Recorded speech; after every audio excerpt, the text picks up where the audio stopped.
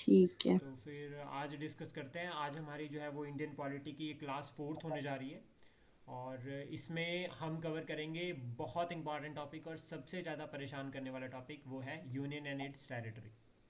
Okay. कि बाहर मतलब यूनियन मतलब यूनियन, और उस भारत और उसकी टेरिटरीज इंपॉर्टेंट, बहुत ज़्यादा इंपॉर्टेंट है। और हम बात करेंगे आर्टिकल 1 से लेकर 4 के बीच में। मतलब देखो, तीन ही आर्टिकल्स आएंगे सिर्फ आज।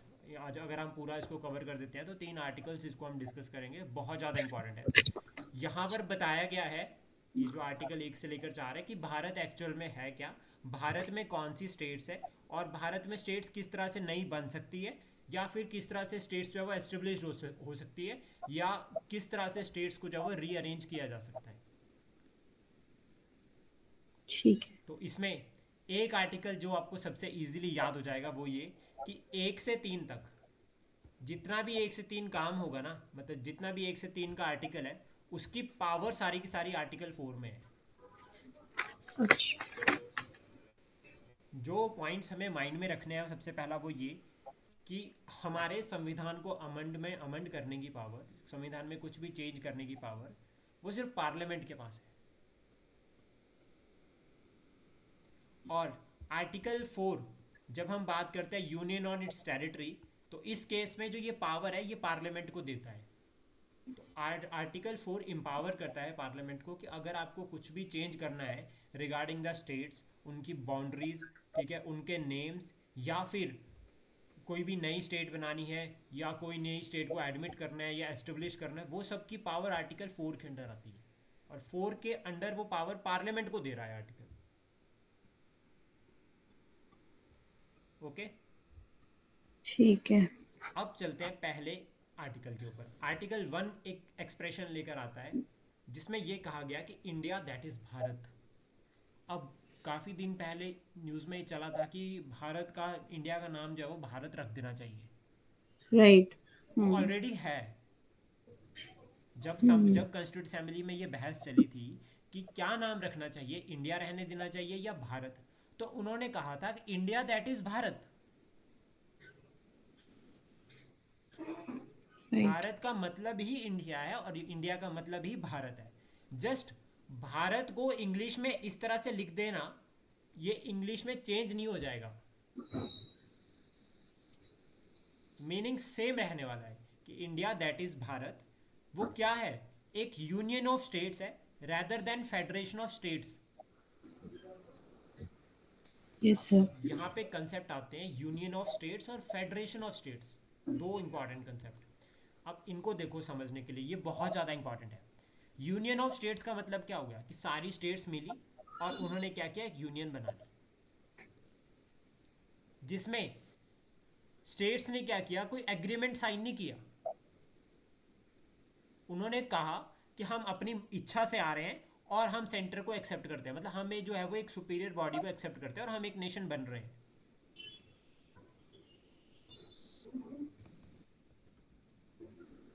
करेक्ट। ठीक है। लेकिन फेडरेशन ऑफ स्टेट में क्या होता है, यहाँ पे फेडरेशन ऑफ स्टेट में जो केस बनता है वो ये बनता है कि डिफरेंट स्टेट्स के डिफरेंट इंटरेस्ट थे, और वो अपने इंटरेस्ट को प्रोटेक्ट करने के लिए, इंटरेस्ट को प्रमोट करने के लिए आपस में यूनाइट हुए। जिसमें उसमें क्या होता है कि सेंटर के पास भी पावर होती है, और सेंटर के पास भी अथॉरिटी होती है, स्टेट्स के पास भी अथॉरिटी होती है। तो ये केस जो बनता है वो बनता है यूएसए के केस में। जो फेडरेशन ऑफ स्टेट आता है वो आता है यूएसए की। इन्होंने एक एग्रीमेंट साइन किया है, इन्होंने कहा है कि दिस इज आर एग्रीमेंट, हम आपको ज्वाइन करेंगे, लेकिन हमारे खुद के राइट्स इफेक्ट नहीं होने चाहिए। ठीक है लेकिन सर। जब स्टेट्स ने ज्वाइन किया और उनके खुद के राइट्स रहे नहीं, तो उसको बोलते हैं यूनियन, जो भारत का कंसेप्ट है। जैसे हमारे यहाँ पर जब 552 प्रिंसली स्टेट्स थी, अराउंड 552, ये प्रिंसली स्टेट्स जब भारत में ज्वाइन कर रही थी, तो उस टाइम पे क्या हुआ था, हमारे जो वल्लभ भाई पटेल जी थे, सरदार वल्लभ भाई पटेल, उन्होंने ये क्लियरली कहा था कि आप अपनी स्वेच्छा से जो है वो भारत में शामिल हो रहे हो। तो यहाँ पर जो है वो आपको फिर कोई एग्रीमेंट नहीं होगा, डायरेक्टली क्लियर एग्रीमेंट नहीं होगा आपको, जो है वो आप जब यूनियन का पार्ट बन गए तो आपके खुद की पावर्स गई। लेकिन यूएसए में ऐसा नहीं है, जहाँ पर फेडरेशन ऑफ स्टेट का कंसेप्ट आता है, वहाँ पे जो है वो एक एग्रीमेंट जो है वो इंक्लूड होता है इसमें। ठीक है। ठीक है।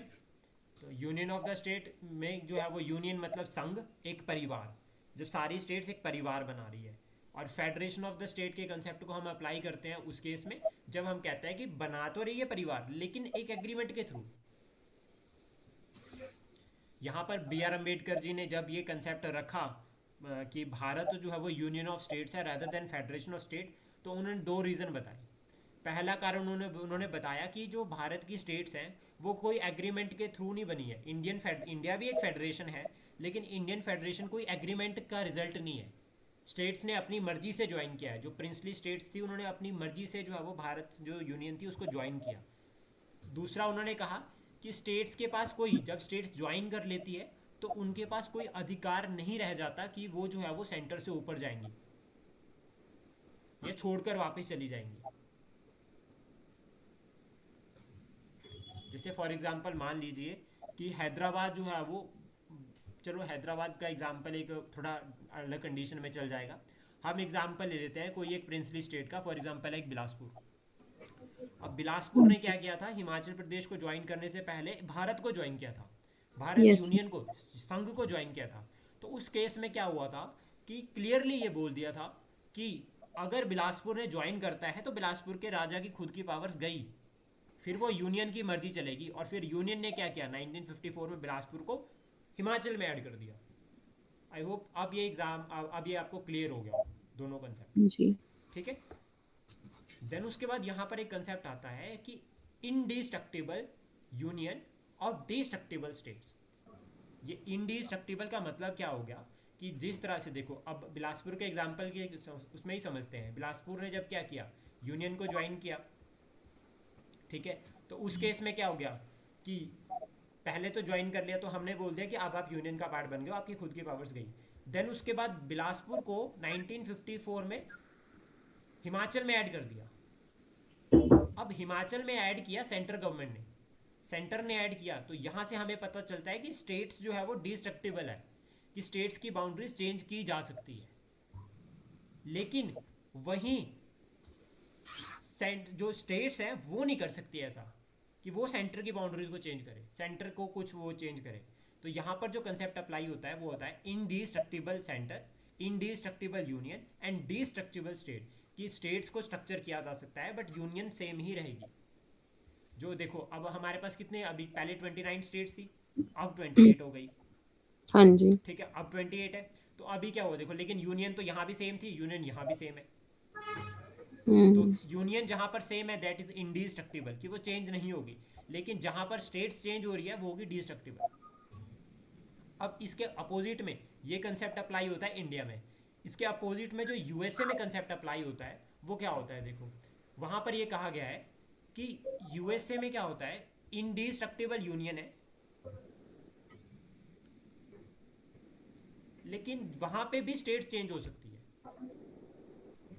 वहाँ पे स्टेट्स जो है वो अपनी आल्टर कर सकती है और वो जा सकती है। फॉर एग्जांपल के लिए कि जब यूएसए बना था, यूएस फेडरेशन जब बनी थी, तो वहाँ पे 13 स्टेट्स थी। उसके बाद जो है वो 50, उसके बाद जो है वो मैम 37 और स्टेट्स ने जो ज्वाइन किया। तो अभी अगर कोई और भी ज्वाइन करना चाहता है तो वो कर सकता है, तो वो फेडरेशन बन जाएगी दोबारा से। तो वहाँ पर ऐसा होता है, कंसेप्ट अप्लाई होता है। ठीक है, समझ आया? सर अपने वाला तो समझ आ गया, पर जैसे आप बोल रहे हो कि एक मिनट, जो हाँ हाँ। यूएस वाला है हाँ उसमें पहले कम स्टेट थी अब ज्यादा है, ये भी ठीक है। पर जैसे अब हमारा इंडिया में तो हम बोल रहे हैं कि indestructible union of destructible states है। हाँ। तो यूएस में यूएस मतलब, में, हाँ बोलो। बोलो बोलो सर, आप आप बोलो बोलो। पहले। इनडिस्ट्रक्टिबल यूनियन नहीं है वहां पे, मतलब वहां डिस्ट्रक्टिबल यूनियन है। नहीं नहीं, वहाँ इनडिस्ट्रक्टिबल यूनियन है, बट अच्छा। हाँ, अभी आगे क्लियर हो जाएगा, डोंट वरी, आपको एक कंसेप्ट। इसके बाद ठीक। आता है आर्टिकल 1। इसको अभी अभी आगे क्लियर हो जाएगा जब हम स्टेट्स वगैरह पढ़ेंगे, वहाँ पर आपको अच्छे समझ आ जाएगा। ठीक। आर्टिकल 1 क्या कहता है, आर्टिकल 1 में मेंशन कर रखा है कि भारत की टेरिटरी है क्या, जिसमें आपका टेरिटरीज ऑफ स्टेट आता है, ठीक है, यूनियन टेरिटरीज आता है, और territories that acquired by the government of India at any time. Territories of state मतलब 28 जो स्टेट्स हो गई, यूनियन टेरिटरीज जो अभी प्रेजेंट टाइम पे है 8, और टेरिटरीज दैट अक्वायर फ्यूचर में जो हम अक्वायर कर सकते हैं। फॉर एग्जांपल है कि हम बोलते हैं कि ठीक है, मतलब फॉर एग्जांपल के लिए समझ रहे हैं कि कोई एक आइलैंड है जिसके ऊपर अभी किसी का कंट्रोल नहीं है, तो हम बोल रहे हैं कि हम इस आइलैंड को कंट्रोल कर लेते हैं, हम इस आइलैंड का ध्यान रखेंगे। जैसा हमने ठीक। अंडमान निकोबार के केस में किया था। तो अंडमान निकोबार को तो पता भी नहीं था कि भारत है क्या, उसको ये भी नहीं पता था पाकिस्तान है क्या। कंडीशन क्या हुई थी कि जैसे इस तरह से अगर ये अंडमान निकोबार है यहाँ पे, हम्म। ठीक है, तो यहाँ पर क्या हुआ था कि भारत की भी नेवी गई और यहाँ से पाकिस्तान की भी नेवी आई, और यहाँ पर पहले भारत की नेवी पहुंची और उन्होंने अपना जो है वो भारत का फ्लैग लगा दिया और बोल दिया कि आज से जो है वो भारत के मेंबर हो। ठीक है। बस। और पाकिस्तान की नेवी फिर वहाँ से वापस चली गई थी। तो ये कंसेप्ट ये हो गया टेरिटरी इंडिया की, तो उन्होंने कह दिया कि भारत, तो सिमिलर ऐसा जो अगर इन फ्यूचर होता है तो वो चीज़ यहाँ पर अप्लाई होती है। यहाँ पर जो कंसेप्ट समझने का वो ये है कि टेरिटरी ऑफ इंडिया और यूनियन ऑफ इंडिया, एग्जाम में पूछा जाता है कि इन दोनों में से कौन सा कंसेप्ट वाइडर है, क्योंकि दोनों अप्लाई हो रहे हैं हमारे केस में। यूनियन ऑफ इंडिया की हम बात कर रहे हैं, यूनियन में तो यूनियन कौन बना रहा है, हमारी स्टेट्स, जो 28 स्टेट्स है वो यूनियन बना रही है, यस। ठीक है। तो ये हो गया यूनियन ऑफ इंडिया का कंसेप्ट। लेकिन टेरिटरी ऑफ इंडिया का कंसेप्ट क्या हो गया, टेरिटरी ऑफ इंडिया में टेरिटरी की बात हो रही है, तो टेरिटरी मतलब सब कुछ इंक्लूड हो रहा है, स्टेट्स भी इंक्लूड हो रही है और यूनियन टेरिटरी भी इंक्लूड हो रही है, और territories that acquire by the government of India in future भी इंक्लूड हो रही है। तो जो टेरिटरी ऑफ इंडिया होगा वो वाइडर कंसेप्ट होगा as compared to the union of India, क्योंकि यूनियन ऑफ इंडिया में सिर्फ स्टेट्स इंक्लूड हो रही है, लेकिन यहाँ पर स्टेट्स, यूनियन टेरिटरीज और टेरिटरी जो हम फ्यूचर में एक्वायर कर सकते हैं। हम्म। समझ आया? ठीक है। अब ये कहाँ पर लिखा गया है कि हम जो है वो टेरिटरी एक्वायर कर सकते हैं, तो ये इंटरनेशनल लॉज के अकॉर्डिंग, क्योंकि भारत जो है वो एक सॉवरन स्टेट है, ठीक है, भारत एक आज़ाद स्टेट है और भारत के पास ये पूरा राइट है कि वो किसी भी फॉरेन टेरिटरी को अक्वायर कर सकती है, लेकिन उसको जो कंडीशंस फॉलो करनी पड़ेगी वो international norms, rules and regulation. For example है कि मालदीव बोलता है कि ठीक है हम भारत में शामिल होना चाहते हैं, भारत एक डेवलप्ड कंट्री बन गया है और मालदीव कहता है कि अब हमें जो है वो भारत में शामिल हो जाना है, तो वो इंटरनेशनल नॉर्म्स, रूल्स वगैरह साइन होंगे और फिर वो भारत में शामिल हो जाएंगे। या श्रीलंका ऐसा करता है, या बांग्लादेश ऐसा करता है कि बोलता है कि ठीक है यार जो पार्टीशन हुआ हुआ, अब जाने दो, अब मैं जो हूँ भारत में शामिल हो जाता हूँ। तो इसके लिए international rules and regulation follow किए जाएंगे, देन उसके बाद ऐड किया जाएगा। देन उसके बाद आता है आर्टिकल 2। आर्टिकल 2 क्या कहता है, आर्टिकल 1 क्लियर हो गया, हाँ जी। और इसमें जो शेड्यूल लगता है वो शेड्यूल 1 लगता है साथ में। हाँ जी। देन आर्टिकल 2 यहाँ पर क्या कहता है, ये यहाँ पर पार्लियामेंट को इम्पावर करता है, नॉट स्टेट्स। सबसे पहले तो याद रखना कि it empowers parliament not states. वो भी किस केस में, यहाँ पर दो पावर्स जो है वो पार्लियामेंट को दे रहा है। पहली पावर दे रहा है कि न्यू स्टेट्स बन सकती है, power to admit new states.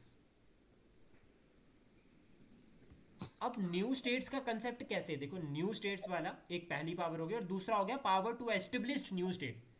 एक हो गया एडमिट का और दूसरा हो गया एस्टेब्लिश का। एडमिट और एस्टेब्लिश दोनों आर्टिकल 2 के अंडर है। अच्छा। एडमिट के केस में क्या होता है कि फॉर एग्जांपल एक रेजोल्यूशन पास हुआ, और हम एग्जांपल के फॉर्म में ही समझ रहे हैं इसको, कि वैसे ऑलरेडी हो भी चुका है। आंध्रा, जैसे गोवा हो गया, या फिर नहीं नहीं नहीं नहीं नहीं नहीं नहीं नहीं नहीं, रुको रुको, गोवा नहीं हो गया, आंध्र प्रदेश। हम्म। आंध्र प्रदेश से तेलंगाना सेपरेट हुआ। राइट। अब एक ऑलरेडी टेरिटरी थी, ऑलरेडी हाँ। स्टेट थी, उससे कोई स्टेट बनी, ठीक है। तो उसको एडमिट किया, उसको एक्सेप्ट किया कि ठीक है ये स्टेट बन गई। तो ये बनी जब ऑलरेडी एग्जिस्टेड स्टेट से जब कोई स्टेट बन रही है, तो उसको कहते हैं हम एडमिट करना, कि हमने स्टेट को एडमिट कर लिया, हमने इसको एक्सेप्ट कर लिया।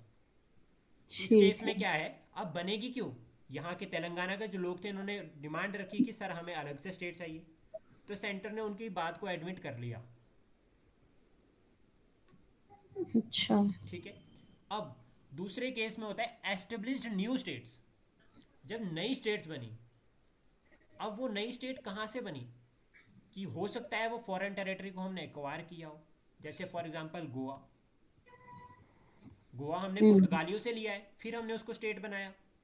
हाँ जी। तो ये प्रिंसिपल यहाँ पे अप्लाइड होता है कि जब हम अच्छा। न्यू स्टेट को एस्टेब्लिश कर रहे हैं, तो वहाँ पर हम कह रहे हैं कि ये स्टेट पहले से नहीं थी, लेकिन जब हम एडमिट कर रहे हैं तो उस केस में हम कह रहे हैं कि ये स्टेट जो है वो पहले जो है वो ये एरिया एग्जिस्ट करता था, और अभी हमने यहाँ के लोगों की बात को एक्सेप्ट किया और हमने न्यू स्टेट को बना दिया। एडमिट कर लिया। क्लियर? ठीक है। अब यहाँ पर याद रखना, नोट भी मैंने साथ में लिखा है कि न्यू स्टेट की एडमिशन होती है और ये एस्टेब्लिशमेंट जो होती है ये आर्टिकल 2 के अंडर होती है, जो मैं आपको बता चुका हूँ। ये बहुत ज़्यादा इंपॉर्टेंट है, इस तरह से पूछा जा सकता है। देन उसके बाद आता है आर्टिकल 3। अब वो इंडिस्ट्रक्टिबल वाला कंसेप्ट आपका क्लियर हो जाएगा। आर्टिकल 3 में कहा गया है कि यहाँ पर हम कर रहे हैं इंटरनल रीएडजस्टमेंट। नई स्टेट्स बनानी है जो इंटरनल एडजस्टमेंट्स है उनको लेकर। जैसे मान लीजिए कि तेलंगाना बना, तो जो इंटरनल रीएडजस्टमेंट हुई उसमें क्या इंक्लूड होता है? या तो आप एरिया इंक्रीज कर रहे हो, या तो आप एरिया डिक्रीज कर रहे हो, या फिर आप दो स्टेट्स को मर्ज कर रहे हो। फॉर एग्जांपल है कि पंजाब हरियाणा को मर्ज करके अगेन एक ही स्टेट बना देते हैं पंजाब, ठीक है। या फिर हम क्या करते हैं कि बिहार और छत्तीसगढ़, जो झारखंड बिहार है उनको सेपरेट कर देते हैं, छत्तीसगढ़ को मध्य प्रदेश से सेपरेट कर देते हैं। तो यहाँ हम एरिया कम कर रहे हैं स्टेट का। तो उस केस में कौन जो स्टेट्स बनेगी वो इंटरनल रीएडजस्टमेंट के अंडर आती है। और इन स्टेट्स को एडमिट जब करते हैं तो वो आर्टिकल 2 के अंडर करते हैं।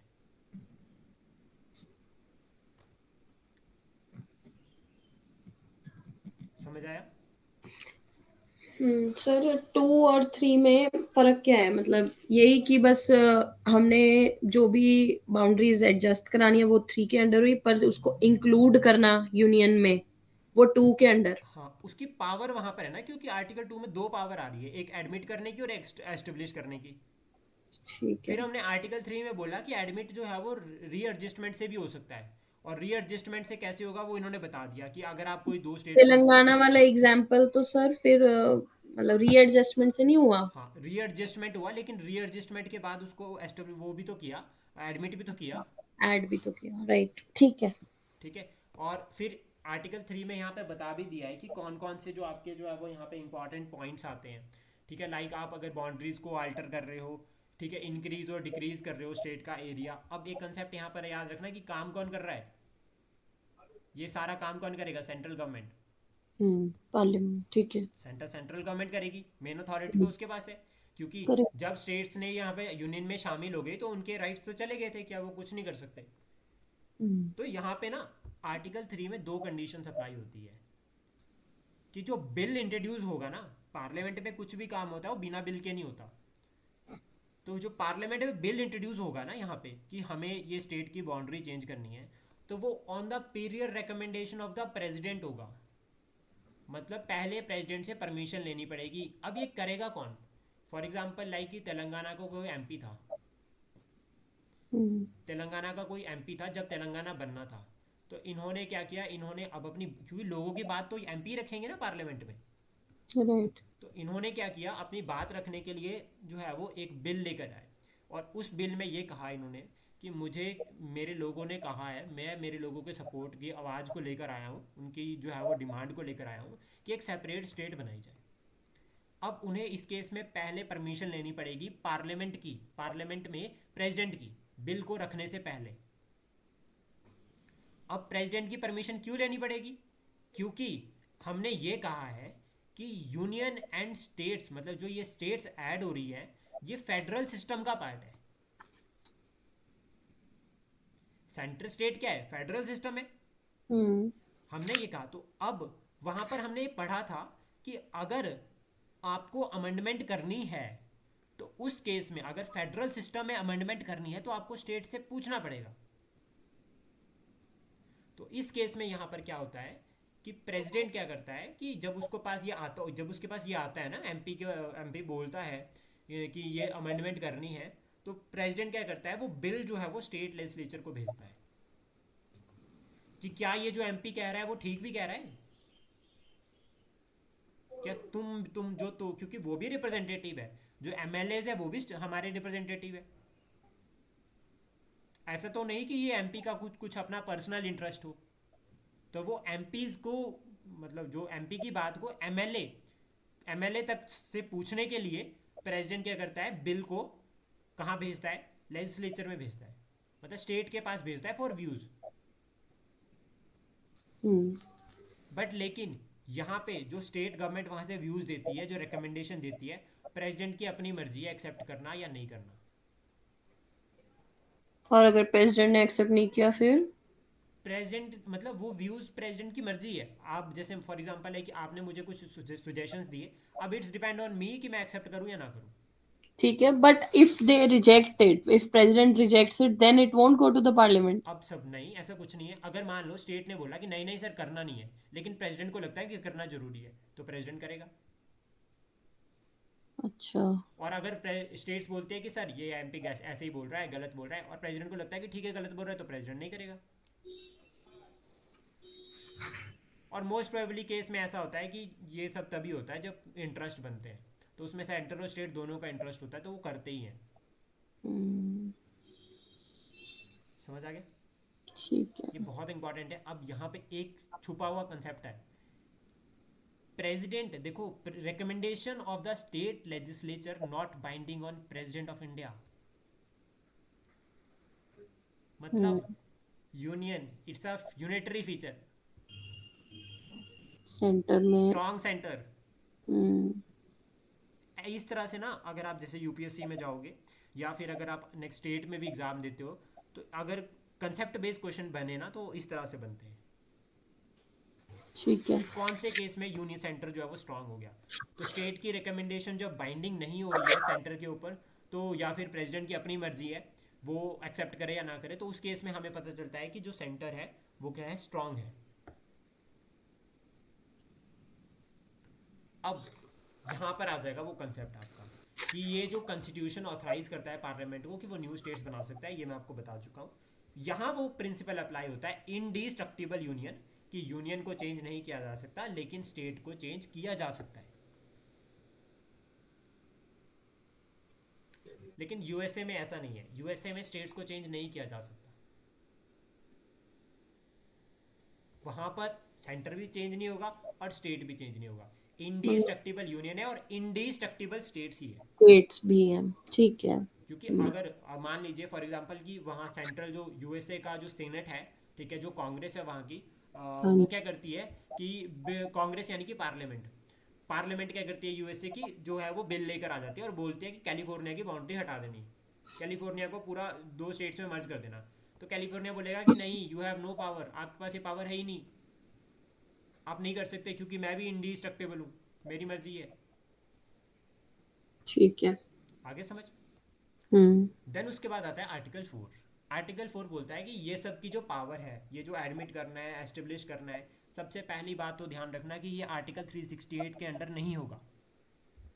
हम्म। जब आप एडमिट कर रहे हैं, जब आप न्यू स्टेट बना रहे हैं, जब आप एस्टेब्लिश कर रहे हैं, और जब आप बाउंड्री आल्टर कर रहे हो या आप नेम चेंज कर रहे हो, आपको सिंपल मेजोरिटी फॉलो करनी है। और सबसे इंपॉर्टेंट बात, आपको आर्टिकल 368 के अंडर नहीं जाना है। सिंपल मेजोरिटी का मतलब क्या हो गया, जस्ट नाम चेंज है, वही प्रिंसिपल अप्लाई होता है कि 2/3 मेजोरिटी चाहिए, और मोर देन जो है वो half membership of the president चाहिए, कि टोटल मेंबरशिप है उसका हाफ से ज़्यादा होना चाहिए, और 2/3 की प्रेसिडेंट वोटिंग होनी चाहिए। बस सिर्फ नाम चेंज कर रखा है, सिंपल और स्पेशल, बाकी प्रोसीजर सेम।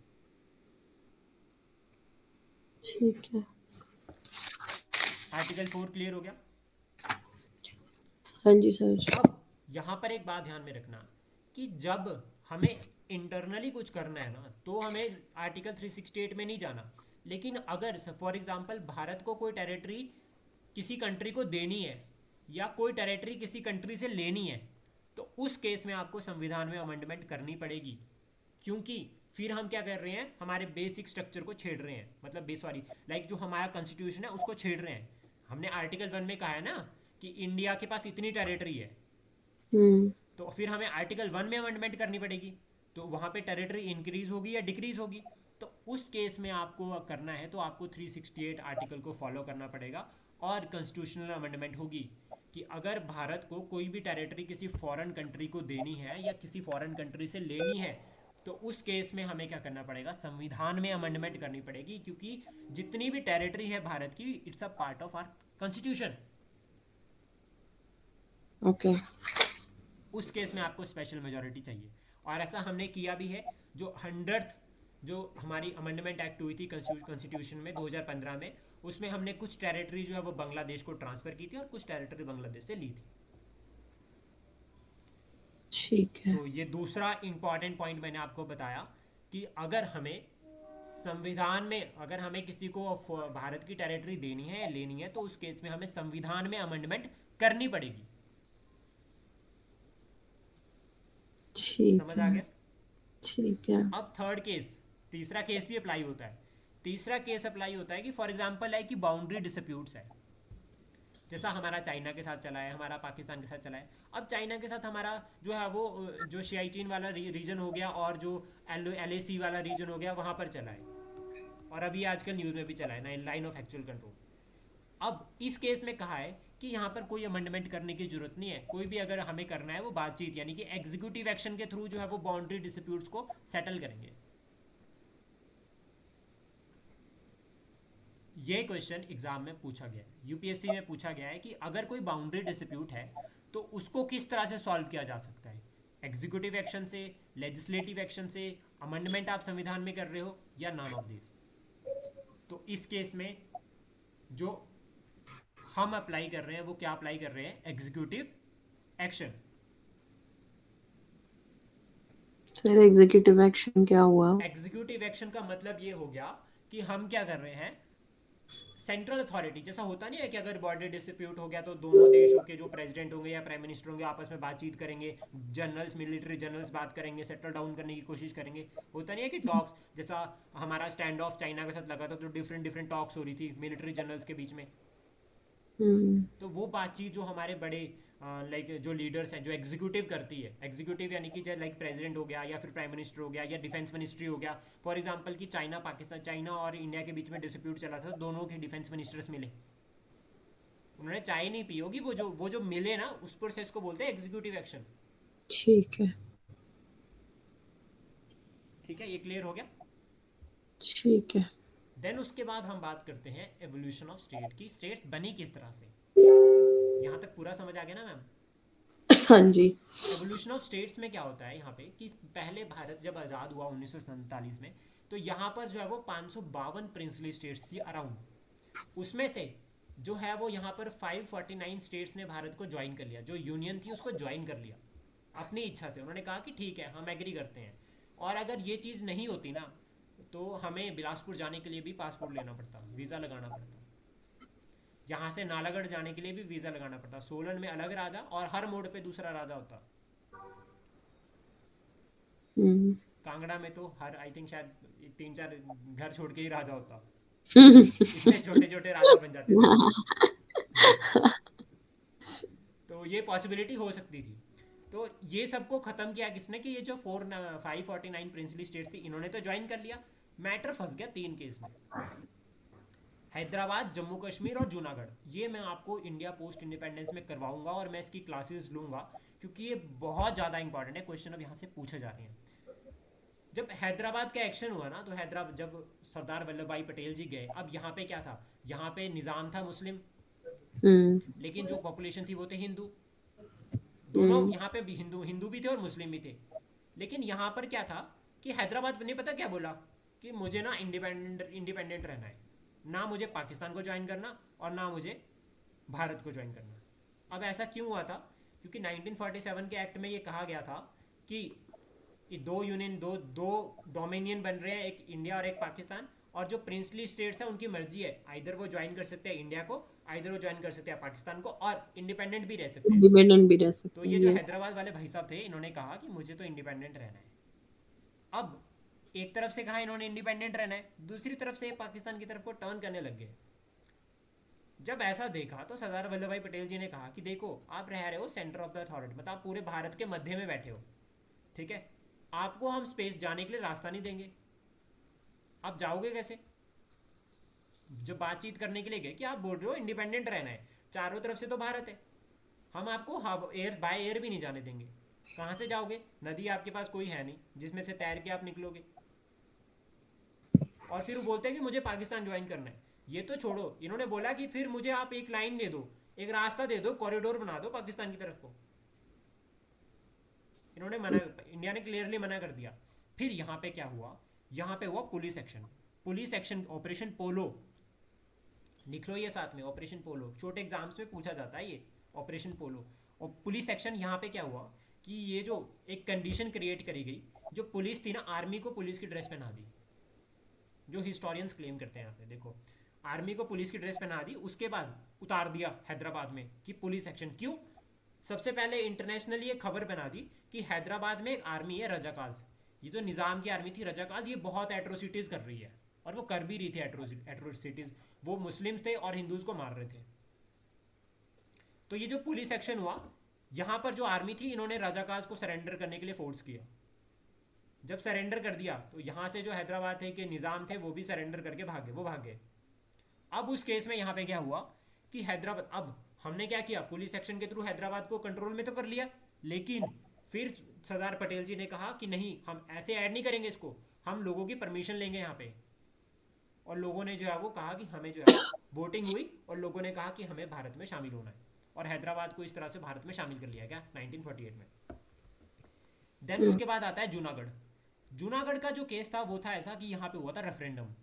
यहाँ पे जो पॉपुलेशन थी वो थी मेजॉरिटी ऑफ द हिंदू, ठीक है, लेकिन यहाँ पे जो राजा था वो था मुस्लिम। तो ये इसने बोला कि मुझे पाकिस्तान जाने दो। अच्छा। तो फिर क्या हुआ यहाँ पे कि जब इसने बोला कि आप मुझे, क्योंकि Junagadh is close to Pakistan, तो उस केस में यहाँ पे क्या हुआ कि लोगों की मर्जी चली और उसको जाने दिया, क्योंकि इसका जो ओके। दीवान था वो हिंदू था और वो चाहता था कि भारत में शामिल हो।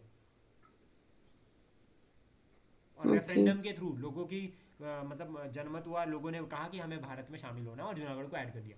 तो जूनागढ़ ने भी ज़्यादा जो है वो यहाँ पे प्रॉब्लम क्रिएट नहीं करी। प्रॉब्लम क्रिएट हुई जम्मू कश्मीर से, और जो स्टिल 370 हटने के बाद भी अभी इशू पेंडिंग पड़ा है। यहाँ पे क्या हुआ था कि जम्मू कश्मीर के जो राजा थे हरी सिंह, उन्होंने ये कहा कि ना तो मुझे इंडिया में ज्वाइन करना है ना मुझे पाकिस्तान में, और उन्होंने कहा कि मैं सोचूंगा। लेकिन हुआ क्या, या कि यहाँ से जो कश्मीर जो फोर्सेस थी ना पंजाब की, पाकिस्तान की, उन्होंने ना अटैक कर दिया JNK पे। सिर्फ स्टोरी समझा रहा हूँ, बहुत इन डेप्थ में डिटेल में है इसमें कहानी कि जम्मू, इसमें नेहरू जी का क्या रोल रहा, वो सब मैं आपको पूरा डिटेल में क्लास में कराऊंगा। और एक एक चैप्टर है पूरा का पूरा ये जिसमें कवर हो जाएगा। यहाँ पर क्या हुआ कि जो पंजाब, जो पाकिस्तान की फोर्सेस थी, उन्होंने जो एक तरह से उन्होंने इनडायरेक्टली उनको जैसा अभी होता है वैसे ही सेम एज इट इज़ कहा और JNK पे अटैक कर दिया। अब हरी सिंह को यहाँ पे प्रॉब्लम फंस गई कि अब क्या किया जाए। तो उन्होंने रिक्वेस्ट करा किसको, इंडिया को,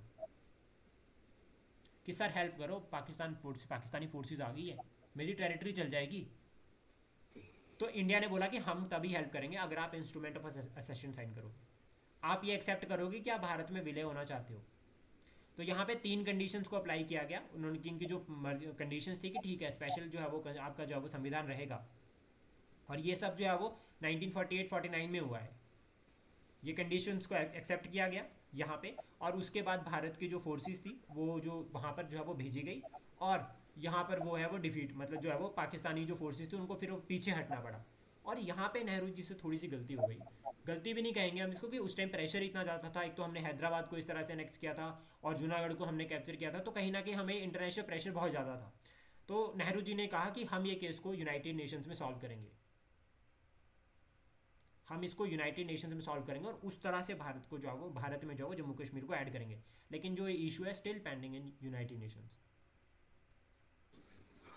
ओके। तो हमें जो याद रखना है वो ये कि पुलिस एक्शन हुआ हैदराबाद में, इंस्ट्रूमेंट ऑफ असिस्टेंस साइन किया था JNK के केस में, और रेफरेंडम हुआ था जूनागढ़ के केस में।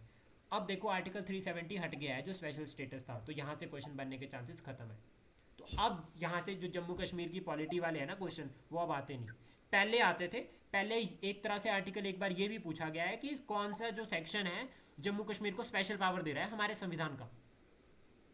अब नहीं पूछ रहे क्योंकि अभी आर्टिकल ही हट गया है। सर जूनागढ़ गुजरात में नहीं है? हाँ जी, तो Gujarat is close to your Pakistan ना। अच्छा, तो मतलब है इंडिया में ही ना? हाँ जी। आपने बोला ना अभी कि जूनागढ़ पाकिस्तान को दे दिया गया ड्यू टू द नहीं, मेजोरिटी। जूनागढ़ का जो राजा था वो चला गया। अच्छा, वो चला गया। हाँ, ओके। वो चला गया, और वहाँ के लोगों ने कहा, उनका जो दीवान था उसने बोला कि ठीक है सर हमें तो इंडिया में शामिल होना है। ठीक है, ठीक है, ठीक है, ठीक है। ओके।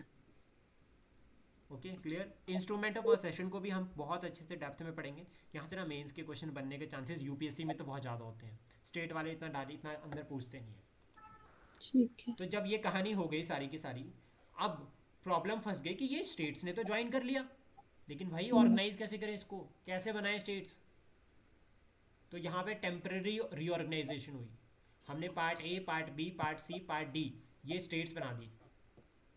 यस। पार्ट ए में स्टेट्स इंक्लूड हुई, पार्ट बी में, पार्ट सी में और पार्ट डी में।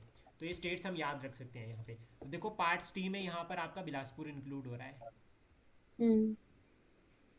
आई होप ये तो आपको कभी भूलना ही नहीं वाला। हिमाचल प्रदेश भी हम्म। यहाँ पर पार्ट सी में आ रहा है। और ये जी हाँ पार्ट सी जी। में भारत जो है वो 1950 में बना था, जब हमारा संविधान लागू हो गया। देन ये उस पार्ट सी की कहानी शुरू हुई। हाँ जी सर। ठीक है। हाँ जी हाँ जी। फिर उसके बाद अब रीऑर्गेनाइजेशन सेंटर ने अपनी मर्जी से ये कर दी, अपने अपने अकॉर्डिंग। बट लेकिन स्टेट्स को ये पसंद नहीं आई। तो जब ये स्टेट्स को पसंद नहीं आई तो उस केस में कमीशन बनने शुरू हुए। तो पहला जो स्टेट्स और रीऑर्गेनाइजेशन से रिलेटेड कमीशन बना, वो बना एस के धार की चेयरमैनशिप में, एस के धार कमीशन। और ये कमीशन ने रिपोर्ट सबमिट की थी दिसंबर 1948 में, जिसमें इसने कहा कि स्टेट्स को रीऑर्गेनाइज करना on the basis of administration, administrative basis पर हम स्टेट्स को रीऑर्गेनाइज कर सकते हैं, रैदर देन लिंग्विस्टिक। उन्होंने बोला कि लिंग्विस्टिक लैंग्वेज के बेस पे नहीं, कि तमिलनाडु अगर तमिल तमिल स्पीकिंग लोग हैं तो वो तमिलनाडु बन जाएगा, आंध्र तेलुगु स्पीकिंग कंट्री है तो वो तेलुगु आपका जो वो आंध्र प्रदेश बन जाएगा। ऐसा पंजाब स्पीकिंग है तो पंजाबी स्पीकिंग है तो पंजाब बन जाएगा। ऐसा मना किया। इन्होंने बोला कि ऐसा नहीं होगा, एडमिनिस्ट्रेटिव के बिहाफ पर जो है वो स्टेट्स को रिकमेंड किया जाएगा और स्टेट रीऑर्गेनाइज की जाएगी। ऐसी इनकी जो है वो रिकमेंडेशन थी। समझ आया? ठीक है। बट लेकिन हुआ क्या? अब ये जो इनकी जो जो इतनी बड़ी बात इन्होंने कह दी, तो जो लिंग्विस्टिक जो चाह रहे थे कि लिंग्विस्टिक बेस पर होना चाहिए, उन्होंने रिजेक्ट कर दिया इसको। और फाइनली दूसरी कमेटी बन गई, जेवीपी कमेटी। जवाहरलाल नेहरू, वल्लभ भाई पटेल और पत्ता भाई सीतारमैया। ये भाई होगा यहाँ पे, ठीक है, पत्ता भाई सीतारमैया, RAMAI है, ठीक है, ये थोड़ा सा स्पेलिंग देख लेना। पत्ता भाई ओके। सीतारमैया, ये तीन जेवीपी कमेटी बन गई। अब ये कमेटी ने क्या किया, 1949 में रिपोर्ट सबमिट करी। इसने भी यही कहा कि लैंग्वेज जो है वो मीडियम नहीं होना चाहिए भाई स्टेट्स को बनाने के लिए, ऐसे तो क्या होगा, डिस्प्यूट हो जाएंगे। करेक्ट। ठीक है, ऐसे तो एक लैंग्वेज, फिर वो वही बात होगी ना कि पंजाब में पंजाबी ही बोली जाएगी, पंजाब की ऑफिशियल लैंग्वेज पंजाबी होगी, तो जहाँ वहाँ पे हिंदू रह रहे हैं उनका क्या होगा। तो इन्होंने भी कहा कि स्टेट को अगर रीऑर्गेनाइज करना है तो आपको एडमिनिस्ट्रेटिव बेसिस पर ही करना पड़ेगा। लेकिन हुआ क्या, एक कांग्रेस के लीडर थे जिनका नाम था पोटी श्री रामालुलु। पोटी श्री रामालू, इन्होंने क्या किया, इन्होंने 56 डे का हंगर स्ट्राइक पे बैठ गए और इनकी डेथ हो गई। कांग्रेस लीडर थे। इन्होंने बोला कि मुझे तेलुगु स्पीकिंग चाहिए। और फाइनली 1853 में क्या हुआ, जब इनके हंगर स्ट्राइक की वजह से बहुत ज़्यादा जो है वो यहाँ पर जो है वो सेंटर के ऊपर प्रेशर बनाया गया, और सेंटर ने हार कर जो है वो मद्रास से एक सेपरेट जो है वो स्टेट बना दी, Telugu speaking state Andhra Pradesh, Madras presidency से। तो ये पहली लिंग्विस्टिक स्टेट बनी थी आंध्र आंध्र। प्रदेश। उसके बाद फिर और स्टेट्स भी डिमांड करने लग गई। उन्होंने बोला कि सर हमें भी बनाओ। तो फिर फैजल अली कमीशन अपॉइंट हुआ। ये फैजल अली कमीशन में 3 मेंबर थे। फैजल अली जो इसके चेयरमैन थे, KM पनीकर और HN कुंजरू, ये 3 पर्सनैलिटीज थे।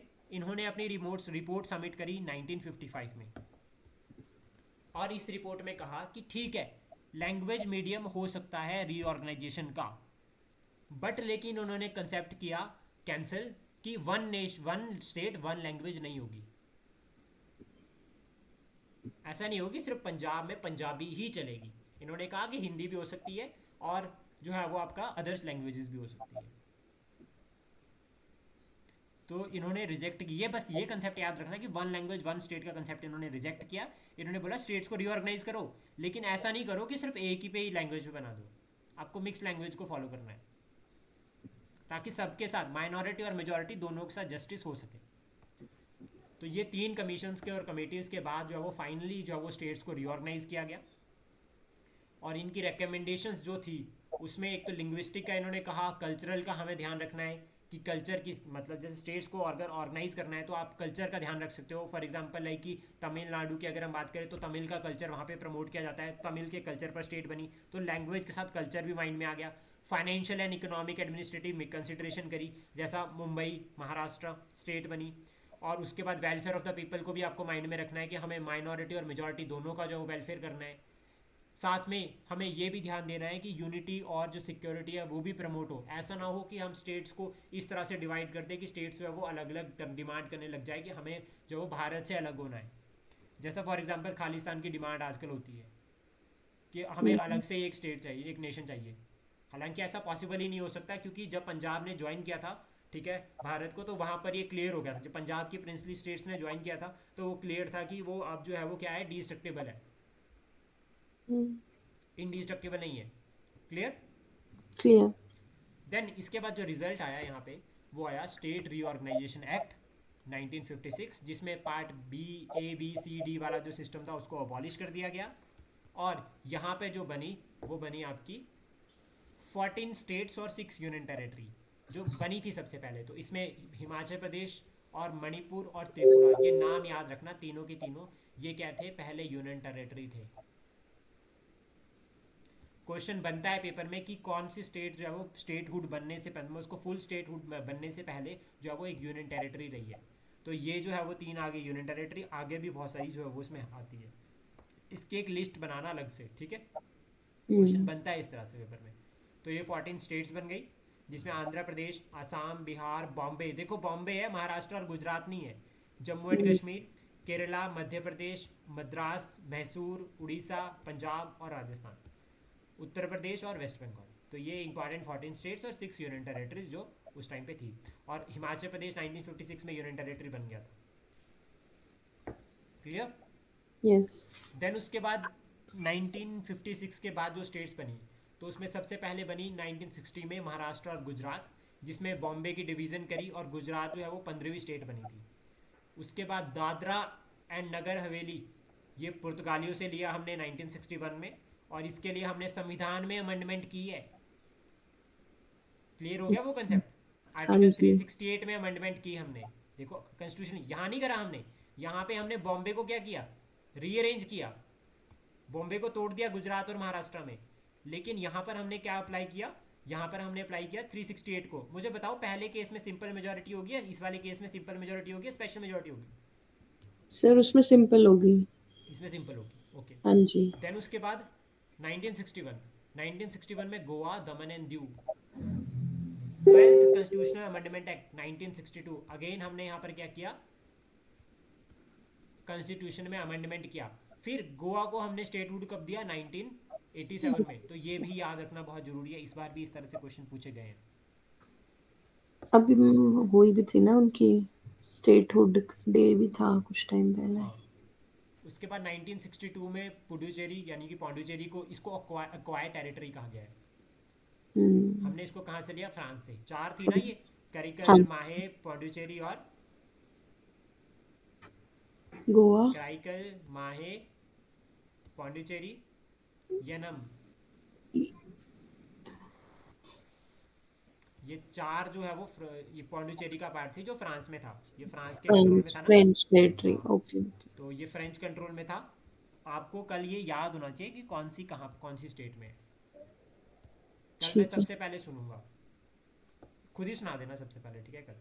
ठीक है। देन उसके बाद 1966 में यहाँ पर क्या हुआ कि पंजाब से जो है वो बाइफरकेट किया गया हरियाणा को। 17th स्टेट, चंडीगढ़ को यूनियन टेरिटरी डिक्लेयर कर दिया और दोनों की कैपिटल।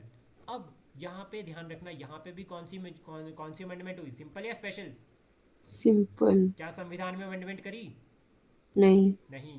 ठीक है, और ये किया गया था शाह कमीशन की रिकमेंडेशन पे। यस। देन उसके बाद आता है 1971, जिसमें हिमाचल प्रदेश जो है वो 18th स्टेट बना। और हम्म। 1972 में जो है वो नॉर्थ ईस्ट का मैप चेंज किया गया, जिसमें नॉर्थ ईस्ट में जो है वो इंपॉर्टेंट जो था वो डोमिनियन में असम था, तो असम को सेपरेट करके स्टेट्स बनाई। मणिपुर जो है वो 19th स्टेट बना था, त्रिपुरा 20वीं स्टेट बना था, और मेघालय 21वीं स्टेट बना था। अब इंपॉर्टेंट आती है story of the Sikkim. Sikkim की जो कहानी है वो कुछ इस तरह से है कि 1947 में जब भारत आज़ाद हुआ, ठीक है, तो उससे पहले वहाँ पर चोग्याल डायनेस्टी रूल करती थी। शायद सुना भी होगा आपने चोग्याल। और इसमें जिसका रोल रहा है वो एक जर्नल सिख थे, वो जिनका रोल इसमें बहुत ज़्यादा रहा है।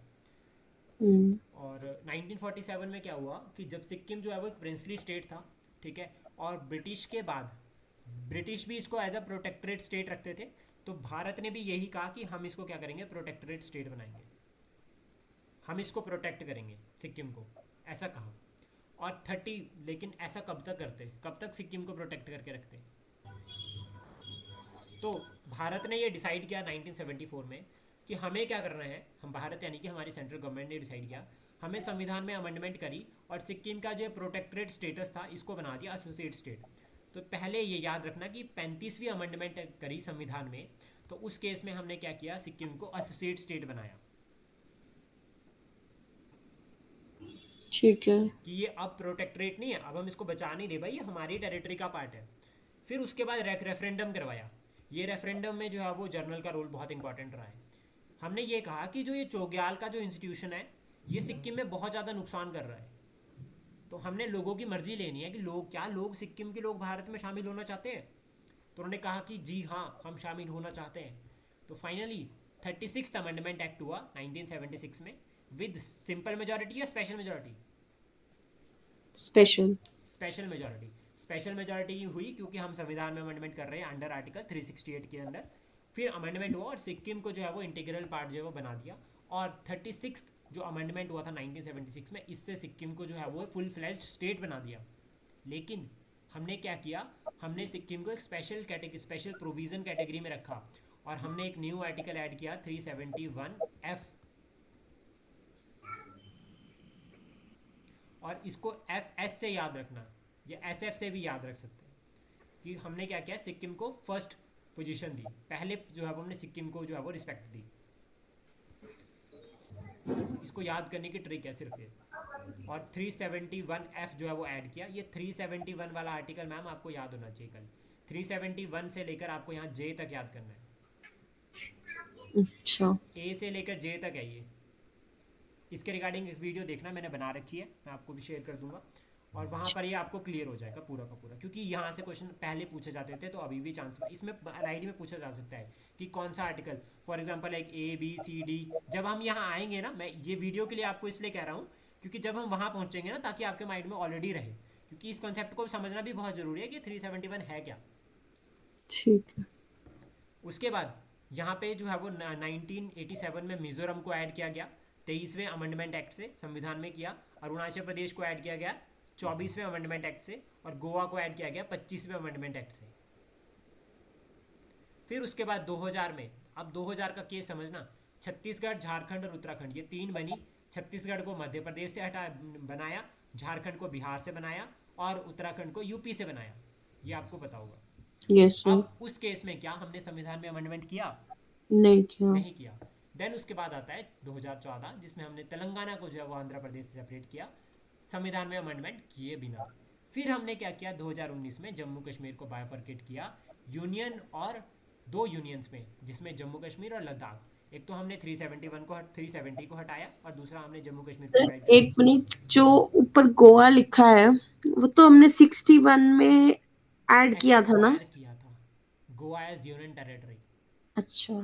ठीक है ठीक है। लेकिन एक्वायर टेरिटरी थी, जो गोवा को हमने वहां से तो ला दिया, यूनियन टेरिटरी बना दिया, लेकिन स्टेट हुड भी तो देना है। तो स्टेट हुड जो है वो हमने यहाँ दिया ठीक है, है 25वें अमेंडमेंट एक्ट से दिया है वो भी, ठीक है क्योंकि ठीक है। गोवा एक तरह से हमने टेरिटरी को कैप्चर किया था, ठीक है ठीक है। पुर्तगालियों से लिया था ना। हाँ जी हाँ जी। हाँ। देन उसके बाद आता है आर्टिकल इंपॉर्टेंट। अब आपको ना ये याद करके चलना है साथ साथ में। जैसा आर्टिकल 1 में क्या है, union name and territory of the state, ठीक है, territory of the union. Article 2 क्या करता है, एडमिशन और establishment of new states. It's. Article 2A ये सिक्किम के लिए ऐड किया गया था जब एसोसिएट सिक्किम को बनाया था, लेकिन अब ये नहीं है, तो अब ये नहीं पूछता। आर्टिकल 3 में क्या होता है, फॉर्मेशन ऑफ न्यू स्टेट्स, ठीक है, किसमें रीएडजस्टमेंट जब हम कर रहे हैं बाउंड्रीज का। और आर्टिकल 4 कहता है कि जो आर्टिकल 2 और 3 में करना है उसकी पावर पार्लियामेंट के पास है। जी। ओके, ये सभी क्लियर हो गया। सर इसमें ये क्या लिखा है, laws under article 2 and 3 to provide for amendment of first and fourth schedule. अब वो फर्स्ट शेड्यूल, शेड्यूल तो वो है नेम्स, हाँ नेम्स वाला ही तो है, यूनियन टेरिटरीज वाला। हाँ, तो नाम चेंज करना है तो उसकी पावर किसके पास है, पार्लियामेंट के पास है। ठीक है। क्लियर हो गया सारा। हम्म। तो हमारी ये वाली क्लास जो है वो यूनियन एंड टेरिटरी की ख़त्म होती है। सर मेरे को थोड़ा सा ये बताओ कि जैसे हमारे कॉन्स्टिट्यूशन में